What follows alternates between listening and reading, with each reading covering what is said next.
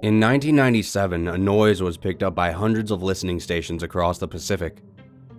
It was named the bloop. The bloop was an incredibly low frequency and organic in nature. The frequency and patterns of the sound suggested an animal. The only problem was that whatever animal made that sound would have had to be several times larger than a blue whale. It was originally thought that the bloop was caused by shifting glaciers.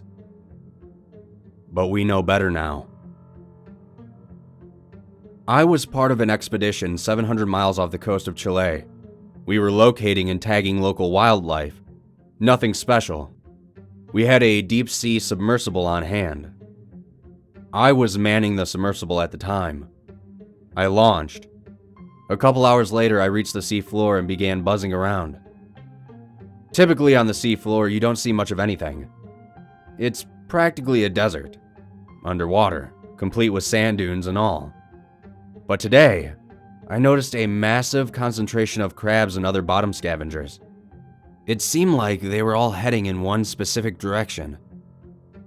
I requested permission to find out what they were marching to, then followed the trail of crabs and isopods. I followed them for roughly an hour before I came to a trench.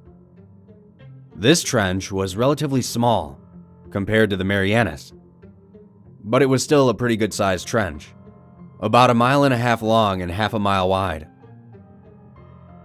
At the edge of the trench, I saw the crabs and scavengers collecting into clumps around pieces of carrion. Perhaps a whale had died and just drifted down here, I thought. I went over the edge and into the trench, unprepared for what I would see next. It was massive. It had to be at least 500 feet in length. It was similar to a humpback whale in shape, but its head was rounder and its mouth was filled with sharp teeth like an orca's. Its side fins had webbed fingers, like some sort of primordial amphibian. The creature had to be some ancient survivor of a bygone era. At least it used to be.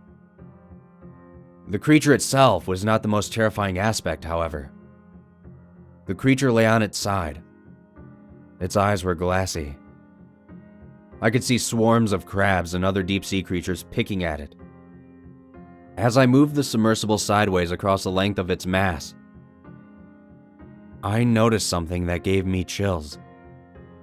The midsection of the beast was torn in half.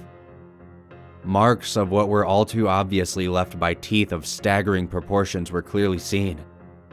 The battle scars of a titanic struggle. This creature, as incredibly large as it was, had been killed by something much, much bigger. Now I know that the bloop was not caused by glacial movements.